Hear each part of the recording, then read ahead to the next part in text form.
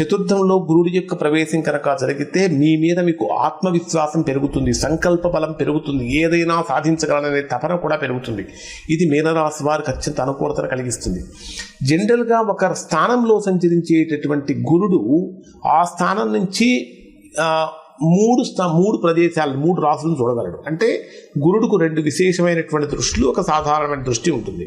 సాధారణ దృష్టి ఏంటంటే 7th అంటే 7వ దృష్టి చూడగలుగుతాడు.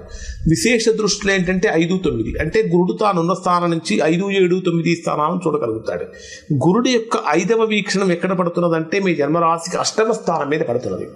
8వ స్థానం మీద గురు వీక్షణం పడినప్పుడు ఏం జరుగుతుందంటే కొద్దిగా ఆర్థిక పరమైనటువంటి విషయాలలో ప్లానింగ్ అనేది అవసరం. ఎందుకంటే సాధ్యమైనంత వరకు రుణాలు చేయకుండా ఉండాలి. గతంలో చేసిన రుణాలు ఏవైనా కనుక ఉంటే వాటిని ఎలా తీర్చాలి, ఎలా పొదుపు చేయాలి అనేటటువంటి ఆలోచన చేయాలి తప్ప ఇంకా ఎక్కువ రుణాలు తీసుకొచ్చి ఈ రుణాలు తీర్చాలనేటటువంటి ఆలోచన చేయకూడదు. ఇలానే గురువీక్షణం 8వ స్థానం మీద ఉన్నప్పుడు నీటి మీద ప్రయాణాలు కానీ విదేశీ ప్రయాణాలు కానీ ఖచ్చితంగా జరుగుతాయి మీనరాశి వారికి.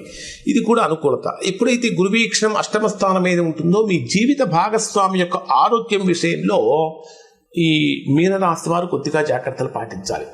అలానే ఏదైనా లోన్స్ ఇచ్చేటప్పుడు కానీ తీసుకునేటప్పుడు కానీ కొన్ని జాగ్రత్తలు పాటించడం అనేటటువంటిది ప్రధానంగా చెప్పదగిన సూచన. అలానే గురువీక్షణం ఎక్కడ ఉంటుందంటే మీ జన్మరాశికి 10వ స్థానం మీద ఉంటుంది. అంటే 10వ స్థానం అంటే కర్మస్థానం మీద. ఎప్పుడైతే గురువీక్షణం 10వ స్థానం మీద ఉంటుందో ఆకస్మికమైనటువంటి ప్రమోషన్స్ రావటం కానీ, ఉద్యోగపరమైనటువంటి డెవలప్మెంట్స్ రావటం కానీ, లేదా ఉద్యోగ మార్పులు అనేటటువంటివి కూడా కనిపిస్తూ ఉంటాయి. చాలా కాలం నుంచి ఉద్యోగంలో అంటే ఉద్యోగంలో ఒక రకమైనటువంటి సంతృప్తి లేక అసంతృప్తితో ఉన్నటువంటి వారికి ఆ ఉద్యోగం ఎన్ని ప్రయత్నాలు చేసినా కొత్త ఉద్యోగంలోకి మారలేనటువంటి వారికి గురువీక్షణం మీ జన్మరాశికి 10వ స్థానం మీద పడినప్పుడు ఖచ్చితంగా ఉద్యోగపరమైనటువంటి అనుకూలతలు అయితే పెరుగుతాయి. అంటే నూతన ప్రయత్నాలు చక్కగా ఫలిస్తాయి, నూతన ప్రయత్నాలు సాకారంగా మారతాయని చెప్పాలి.